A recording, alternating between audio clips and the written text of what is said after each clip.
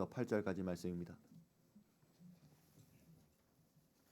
민수기 28장. 여호와께서 모세에게 말씀하여 이르시되 이스라엘 자손에게 명령하여 그들에게 이르라. 내 헌물, 내 음식인 화제물, 내 향기로운 것은 너희가 그 정한 시기에 삼가 내게 바칠지니라. 또 그들에게 이르라.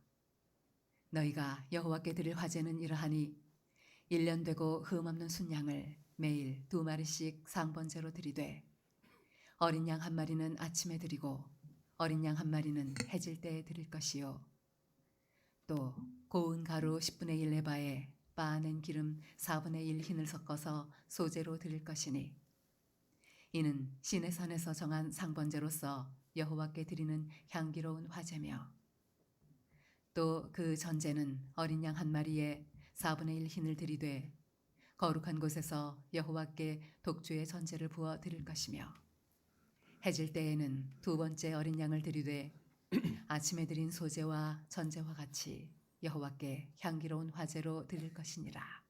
아멘. 민수기는 이스라엘 백성들이 광야에서 38년 동안 기록한 이야기이기도 하고 광야의 이야기입니다. 이스라엘 백성들이 지금 어딜 가고 있습니까? 가나안 땅을 향해 가고 있습니다. 그러면 우리는 이쯤에서 다시 한번 점검을 해야 합니다. 이스라엘 백성들이 왜 가나안 땅에 들어가야 합니까? 이 질문은 우리는 왜 신앙생활을 해야 합니까? 이 질문과도 같습니다. 죄인인 인간이 왜 구원을 받아야 합니까? 우리는 왜 가나안 땅에 들어가야 합니까? 가나안 땅에 들어가는 목적과 출애굽하는 그 이유, 그 목적이 다르겠습니까? 출애굽의 목적, 그리고 가나안에 들어가야 되는 목적, 이것은 같은 것처럼 우리가 구원받아야 되는 이유도 또 우리가 신앙생활하는 목표도 같아야 합니다. 하나님은 출애굽해야 되는 이유와 목적에 대해서 처음부터 말씀해 주셨습니다. 하나님이 이르시되 내가 반드시 너와 함께 있으리라. 내가 그 백성을 애굽에서 인도하여 낸 후에 너희가 이 산에서 하나님을 섬기리니 이것이 내가 너를 보낸 증거니라. 내 백성을 보내라. 그러면 그들이 광야에서 내 앞에서 절기를 지킬 것이니라. 여호와의 말씀에 내 백성을 보내라. 그들이 나를 섬길 것이니라. 그러니까 우리가 출애굽의 이유 그리고 가나안 땅에 들어가야 되는 그 목적이 무엇입니까? 바로 하나님을 예배하는 것입니다.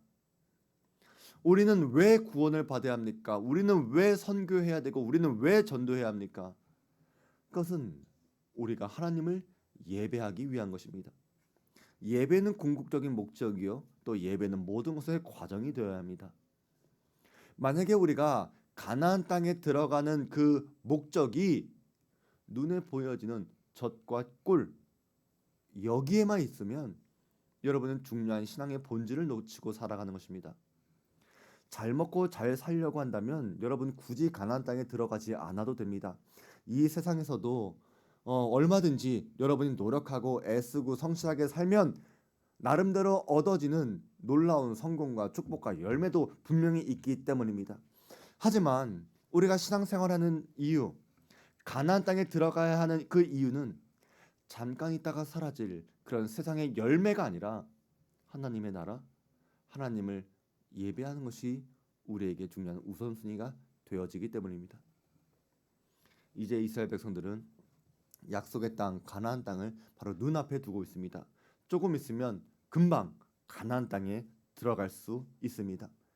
그래서 하나님은 새로운 세대, 광야의 세대들한테 예배를 말씀해 주시면서 그 목적을 잊지 말라고 민수기 28장, 29장을 기록한 것입니다. 하나님을 예배하는 것은 하나님을 위한 것만이 아니라 우리를 위한 것입니다. 우리는 예배를 통해서 하나님께서 베푸신 은혜를 기억해야 합니다. 만약에 이스라엘 백성들이 하나님과 하나님의 은혜를 잊고 산다면 그들은 자신이 누리고 있는 모든 것으로부터의 의미와 행복을 얻지 못할 것입니다. 이스라엘 백성들이 언약 백성으로서 하나님을 기억하려면 어떻게 기억을 해야 될까? 사람들은 나름대로 약속이나 기억을 저장합니다. 뭐 사진을 찍어 두기도 하고 핸드폰에 일정을 저장해 두기도 합니다. 그래서 나중에 다시 사진을 보면서 추억할 수도 있고 핸드폰 알람을 통해서 내일의 일정을 떠올릴 것입니다. 마찬가지로 하나님은 이스라엘 백성들이 하나님을 기억하기 위한 방법을 알려주셨는데 그게 바로 제사와 절기입니다. 매일의 예배, 매주일, 매달, 그리고 1년에 한 번씩 반복되는 절기를 통해서 하나님께서 베푸신 은혜를 기억하도록 만드셨다는 것입니다. 이스라엘 백성들은 매일 아침과 저녁마다 번제를 드립니다. 그것이 우리가 오늘 읽은 민수기 28장 1절부터 8절까지의 내용입니다. 또 계속해서 민수기 28장 29장을 보게 되면 매 주일 드리는 안식일이 있습니다. 이 안식일을 통해서 우리는 우리에게 쉼을 주시는 분이 하나님이시구나, 이것을 배워야 합니다. 매달 드리는 초하루의 제사가 있고 1년에 한 번씩 돌아오는 절기도 있습니다. 6월절은 하나님께서 이스라엘 백성들을 애굽에서 구원하신 것을 기억하는 날이고 7월 1일은 나팔을 불면서 새해를 맞이했습니다. 7월 10일이 되면 대제사장이 온 백성의 죄를 위해서 지성소에 들어가 제물의 피를 뿌리는데 이날이 바로 대속죄일입니다. 이날은 모든 백성이 자신의 죄를 짊어지고 들어가는 대제사장을 바라보면서 하나님 앞에 자신의 죄를 회개해야 했습니다. 77절은 6월절 다음에 49일이 지난 날인데 이 날이 오순절이라고도 부릅니다. 또 7월 15일부터 22일까지 8일 동안 장막을 지키는데 이 날은 농작물을 거두는 시기와 겹치기 때문에 수장절 또 장막절이라고 부릅니다. 이렇게 유대인들은 6월절, 오순절, 장막절 이것을 3대 절기로 지켰습니다. 이런 절기들이 돌아올 때마다 이스라엘 백성들은 하나님께서 우리들 가운데 베푸신 그 은혜를 기억했습니다. 이스라엘 백성들이 돈을 버는 것, 사업을 확장하는 것보다 더 우선시 했던 날이 바로 이 절기입니다.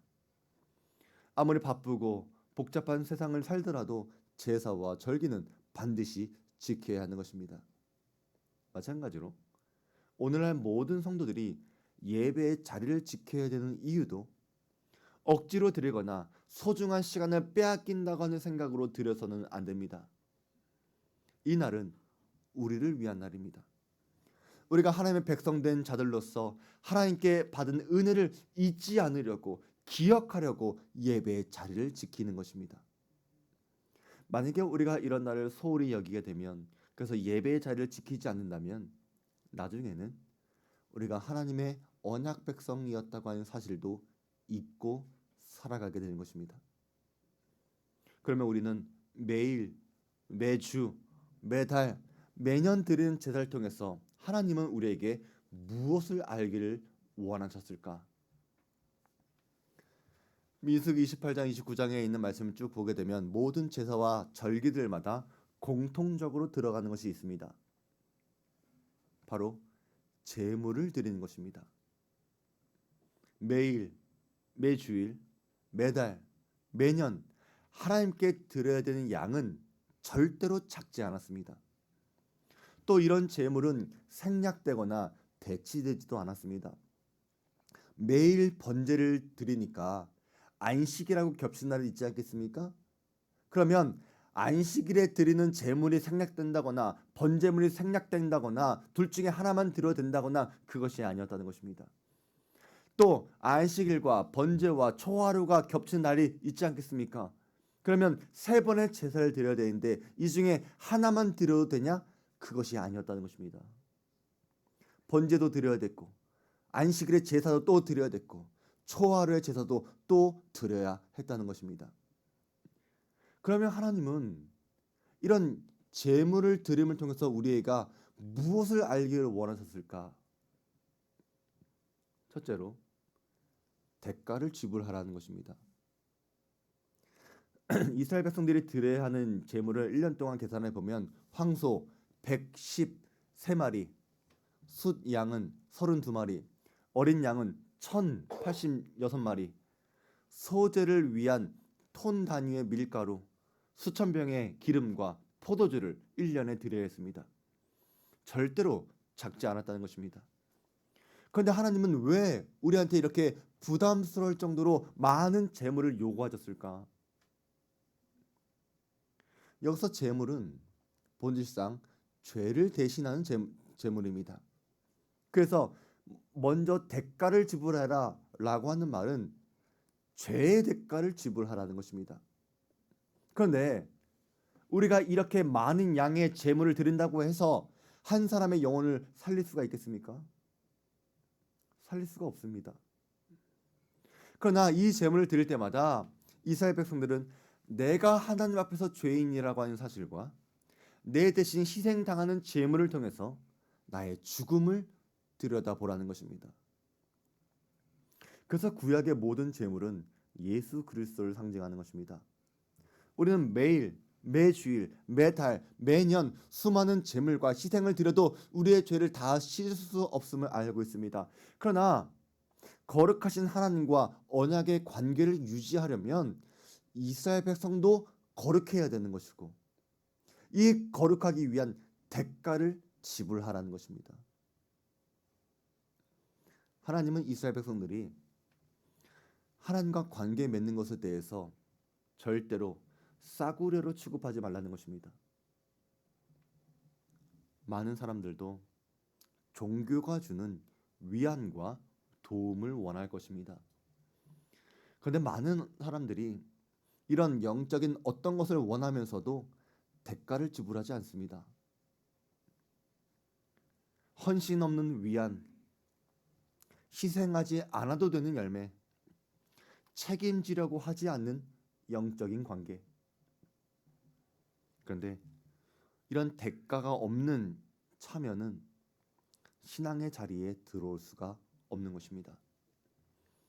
대가를 지불하지 않은 신앙은 온전한 신앙이 아닙니다. 하나님을 예배하고 하나님의 언약의 백성이 되려면 여러분은 반드시 희생과 헌신이 필요합니다.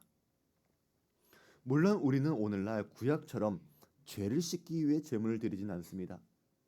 예수님께서 모든 우리의 죄를 다 씻어 주셨기 때문입니다. 그러나 우리가 여전히 예물을 드려야 하는 이유는 나를 사랑하사 나를 위하여 십자가에서 내 모든 죄를 대속하신 예수님의 사랑과 예수님의 은혜에 감사하기 때문에 드리는 것이고 내가 하나님의 거룩한 자녀로 살아가기 위해서 내가 헌신하고 내가 결단하고 내가 감사하기 때문에 하나님께 드려야 하는 것입니다. 오늘날 하나님께 드리는 헌금에 대해서 부정적인 반응을 보이는 사람들이 너무나 많은데 분명히 여러분들이 알아야 되는 것은 하나님께서는 희생적으로 제물을 드려야 된다라고 하는 것을 우리에게 가르쳐 주셨고 말씀하셨고 이것을 제도로 정했다는 것입니다. 우리는 이런 원리에 순종하지 않은 사람의 이야기를 알고 있습니다. 복음서를 보면 주님의 제자가 될 뻔한 사람의 이야기가 있습니다. 그는 재물이 많은 부자였고 또 젊었습니다. 이 사람은 예수님께 나와서 꿇어 엎드릴 정도로 간청할 정도로 그런 간절함도 있었습니다. 주님 앞에 나와서 주님, 내가 무엇을 하여야 영생을 얻으리이까? 이 사람의 관심이 무엇입니까? 영생을 얻는 것이었습니다. 그리고 예수님을 제대로 찾아왔습니다. 이런 청년에게 주님은 사랑의 마음으로 결정적으로 요구하십니다. 내게 아직도 한 가지 부족한 것이 있으니 가서 내게 있는 것을 다 팔아 가난한 자들에게 주라. 그리하면 하늘에서 보화가 내게 있으리라. 그리고 와서 나를 따르라. 나를 따르라 라고 하는 것은 주님의 영광스러운 부르심입니다. 내 제자가 되라고 하는 주님의 초대입니다. 12명의 제자를 불러주셨던 것처럼 이 청년도 불러주셨습니다. 그런데 이 청년은 재물이 많은 고로 이 말씀으로 인하여 슬픈 기색을 띠고 근심하며 떠나갔다고 말합니다. 이 사람은 주님께서 말씀하신 제자의 가격표를 보고 제자로 살기보다 그 대가를 지불하지 않아도 되는 구도자 정도로 머물기를 작정한 것입니다. 이런 마음의 태도는 슬프게도 하나님의 언약 관계 안에서의 은혜를 누리는 삶은 아닙니다. 지금도 이런 이유로 참된 성도, 참된 제자로서의 자리까지 가지 못하고 그냥 교회만 다니는 사람들이 적지 않습니다. 우리의 믿음을 지키기 위해서 또 더 높은 부르심을 위해서 우리는 대가를 지불해야 될 때가 분명히 있습니다. 그것은 하나님께서 원하시는 일입니다. 이때 진짜 하나님의 백성들, 하나님의 자녀들은 어떤 크나큰 대가를 지불하더라도 하나님을 선택하는 사람들입니다. 대가를 지불할 수 있는 사람이 하나님의 백성입니다. 이것이 사도 바울이 말한 것입니다. 그러므로 형제들아, 내가 하나님의 모든 자비하심으로 너희를 권하노니 너희 몸을 하나님이 기뻐하시는 거룩한 산 제물로 드리라. 이는 너희가 드릴 영적 예배니라. 신앙은 드리는 것입니다. 우리의 모든 것을 하나님께 산 제물로 드리는 것부터 시작합니다. 사랑하는 모든 중앙교회 성도 여러분, 하나님께서 주시는 달콤한 열매만을 취하지 마시길 바랍니다. 그것은 취할 수가 없습니다. 하나님은 그런 열매를 주시기 위해 우리에게 요구하는 것이 있습니다. 하나님은 예배하는 자리를 반드시 지켜야 하는 것이고, 그런 예배의 자리에서 우리는 대가를 지불하는 법을 배워야 합니다. 그것이 여러분을 더 높은 자리로 인도하는 것입니다. 또 하나님께서 말씀하신 제사와 절개에는 두 번째 의미가 있는데 바로 교제의 의미가 있습니다. 길을 가다가 어떤 점집 앞에서 제사상을 차려둔 것을 본 적이 있습니다. 떡도, 술도, 과일도, 계란도, 상도 상 위에 있었습니다. 근데 그것을 보면서 생각을 해봤는데 참 재밌는 게, 어쨌든 그 사람들도 신을 섬기는 사람들 아닙니까? 신을 모시는 사람들 아닙니까? 근데 따뜻한 집에서 차려둔 게 아니라 밖에 추운데 문 밖에 차려두고 귀신을 불러다가 문 앞에서 먹고 가세요 라고 보여지는 것 같아서 참 이상하고 신기했습니다. 먹고 살아야 되니까 처녀 귀신, 장군 귀신, 조상 귀신 불러야겠는데 떡 몇 개, 전 몇 개, 과일 몇 개 문 밖에다 차려두고서 복을 달라고 하는 것을 보면서 거기에 무슨 교제가 있고 무슨 은혜가 있고 무슨 감사가 있을까, 그런 생각을 해봤습니다. 하나님께서 여러분에게 재물을 원하시는 것은 하나님께서 그것을 먹어야 우리한테 복을 주시겠다 그런 게 아닙니다. 하나님은 우리를 식사의 자리로 불러주신 것입니다. 매일 아침, 매일 저녁에 드리는 상 번제는 하나님께서 내가 너희와 매일, 그것도 아침과 저녁으로 만나길 원한다라고 하는 하나님의 초대입니다. 하나님은 우리가 하나님의 가족이고 하나님의 친구라고 불러주십니다. 하나님은 우리와 교제하길 원하십니다. 그리고 하나님은 그렇게 드리는 우리의 예물을 기뻐한다는 것입니다. 그리고 칭찬해 주십니다. 내 헌물, 내 음식인 화제물, 내 향기로운 것. 여러분의 소유 중에서 하나님께서 기뻐하고 감동하고 향기로울 만한 것이 있다면 여러분 그것을 기쁘게 드리려는 그 마음이 있지 않습니까? 그런데 하나님이 원하신다고 하더라도 분명 사람들한테 요구하는 게 너무나 커 보일지 모릅니다. 하지만 하나님께서 우리에게 많은 것을 요구하신다는 것은 하나님께서 우리한테 먼저 풍요를 약속한다는 것을 전제로 하고 있다는 것입니다. 우리는 하나님께서 주셔야만 하나님께 드릴 것이 있는 것입니다. 그래서 하나님께 제물을 드릴 수 있다는 것은 하나님께서 먼저 우리에게 제물 드릴 능력을 주신다는 것입니다. 엄청난 양의 재물을 드리려면 그것과 비교할 수 없을 정도로 더 많은, 더 엄청난 풍요를 누리게 될 것입니다. 그래서 가나안 땅에 들어가는 이스라엘 백성들은 앞으로 모든 제사와 모든 절기를 지키면서 많은 재물을 드리고도 남을 정도로 크나큰 축복을 약속받은 것입니다. 하나님의 선하심을 불신하는 사람들은 그 많은 것을 드리고 어떻게 살 수 있지? 이것을 고민하지만 선하신 하나님을 신뢰하는 사람은 우리가 그 많은 재물을 하나님께 드리고도 남을 정도로 엄청난 축복을 받겠구나 이렇게 확신하게 된다는 것입니다.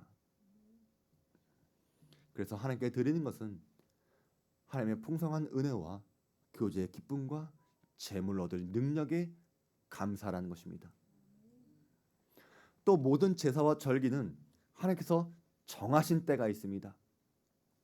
구약 백성들은 자기 마음대로 자기 편한 때에 하나님께 나올 수 없었습니다. 하나님께서 모든 시기와 모든 때를 정하셨기 때문입니다. 그래서 그들의 일상과 그들의 삶의 모든 것은 하나님께서 정하신 날과 기간을 피해서 계획을 했습니다. 이것은 하나님 백성으로서 지켜야 할 마땅히 당연한 태도였습니다. 물론 오늘날 우리는 구약 백성들처럼 율법적으로 지키지는 않습니다. 모든 율법은 예수 그리스도 안에서 온전하게 이루어졌기 때문입니다. 우리는 언제든지 주 안에서 하나님의 은혜의 보좌 앞에 나아갈 수 있습니다. 그런데 신약 시대에도 하나님이 정하신 예배 때는 있다는 것입니다. 주일이 그렇습니다. 주일은 예수님께서 부활하신 거룩한 주일에 한자리에 모여서 부활과 재림 그리고 하나님의 은혜와 감사와 찬양을 돌리는 날입니다. 그래서 주일은 구약의 어떤 날, 어떤 절기보다 더 중요합니다. 그리고 교회들이 정한 전통적인 약속의 날들이 있습니다. 교회 절기들, 부활절이 그렇고 추수감사절, 성탄절들이 그렇습니다. 또 교회들마다 주중의 예배들, 수요 예배가 있고 금요 예배가 있고 목장의 모임도 그렇습니다. 이런 날들은 모두 정한 때에 드립니다. 간혹 목장들마다 사람들의 편의에 따라서 요일이나 시간을 자꾸 바꾸시는데 제가 가능한 시간과 요일을 정하라고 말씀드린 이유가 바로 여기에 있습니다. 하나님을 마음대로 편한 대로 섬기는 것이 아니라 사람들한테 예배를 맞추는 것이 아니라 하나님과 약속한 날에 거룩하게 지키는 경건의 훈련이 우리 성도들에게 절실하게 필요합니다. 저는 우리 모든 성도들의 삶이 주일, 예배라고 하는 특별한 날을 중심으로 계획하시고 그렇게 작정하시고 진행하시기를 바랍니다. 교회의 모든 예배가 여러분의 삶의 기준이 중심이 되셔야 합니다. 우리의 삶은 예배를 중심으로 계획하는 것은 그것은 하나님의 백성으로서 마땅히 지켜야 하는 삶의 태도입니다. 그래서 오늘 민수기 28장 29장은 우리 하나님 백성들이 지켜야 하는 영원한 목적을 다시 한번 깨닫게 하십니다.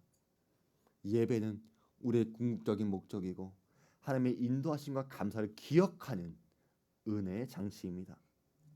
하나님은 우리와 매일, 매주일, 매달, 매년 만나시기를 원하고 또 기쁨을 나누기를 원하십니다. 여러분은 예배를 통해서 하나님을 기억하는 삶을 살아가고 있습니까? 우리는 일상의 분주함을 핑계로 해서 하나님과의 소중한 만남을 두려워하고 있지는 않습니까? 아무리 바빠도 하나님이 주신 주일과 수요 예배와 기도의 자리를 지키는 금요 기도회와 성도들의 교제와 신앙 성숙을 위한 목장 예배에는 여러분 잘 참여하고 있습니까? 만약에 우리가 예배 모임에 참여하지 않는다면 여러분은 어떻게 하나님을 기억하고 어떻게 하나님께서 베푸신 은혜에 감사할 수 있겠습니까? 예배가 무너지면 우리의 신앙이 무너집니다. 감사는 또 다른 감사를 낳고 은혜는 또 다른 은혜를 불러오는데 하나님의 영원한 은혜와 감사가 여러분에게 따라오지 않는다는 것은 여러분이 예배의 삶을 지속하지 못하고 있기 때문입니다. 예배의 시간을 고려해서 여러분의 일정, 여러분의 계획을 세우는 것은 정말로 중요하고 가치가 있는 일입니다. 그리고 여러분들이 예배에 참여할 때 대가를 지불하는 것은 너무나 중요합니다. 하나님께서 우리를 구원하시기 위해서 예수 그리스도라고 하는 값진 선물을 지불하셨듯이 하나님의 은혜의 자리에 참여하는 일도 여러분의 가치 있는 것을 지불해야 합니다. 돈으로 은혜를 살 수 없지만 은혜를 받은 사람은 반드시 받은 은혜의 가치에 맞게 반응을 해야 합니다. 또한 우리는 매일, 매주일, 매달, 매년 하나님과의 깊은 교제를 유지할 수 있어야 합니다. 주님과 교제를 소홀히 했던 라오디게아 교회를 통해서 주님은 이렇게 말씀하십니다. 볼지어다 내가 문 밖에 서서 두드리노니 누구든지 내 음성을 듣고 문을 열면 내가 그에게로 들어가 그와 더불어 먹고 그는 나와 더불어 먹으리라. 이것이 주님이 우리에게 원하시는 교제의 마음입니다. 하나님과의 사귐은 여러분이 남는 시간에 교제하는 게 아닙니다. 하나님과의 사귐을 여러분의 삶의 중심, 최고의 시간에 이루어지게 해야 합니다. 이것이 제사와 절개의 규정을 통해서 하나님께서 자기 백성들에게 요구하는 삶입니다. 우리는 기억해야 합니다. 잊어서는 안 됩니다. 하나님께서 여러분에게 베푸신 은혜가 있습니다. 하나님께서 우리에게 주신 기억의 장치를 지속할 수 있는 우리 모든 믿음의 주안교회 성도들 되시기를 주의 이름으로 축원드립니다. 우리 말씀 기억합니다.